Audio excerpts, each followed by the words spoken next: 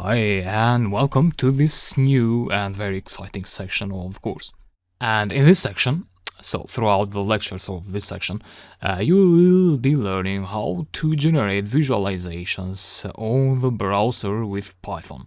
So we're talking about interactive visualizations, and we'll be using the Bokeh Python library to do that. So Bokeh is a Python library, and it's quite new. And with Bokeh, you can grab data from various data sources, data file formats such as CSV, Python list, JSON files, and so on. And you can create beautiful visualizations on the browser. I used to be a user of Matplotlib and Seaborn, so two other Python libraries that are used to perform visualizations with Python.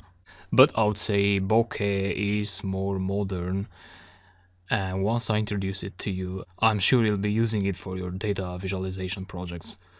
So in this section, I'll be showing you how to create line graphs and scatter plots, and also how to combine various plots into one chart, and time series graphs as well. And we'll be writing the code in the Jupyter notebook, formerly known as the IPython notebook. And the Jupyter notebook is like a combination of a Python console, so you write interactive code, but you can also save the script that you write. And the Jupyter notebook looks something like this.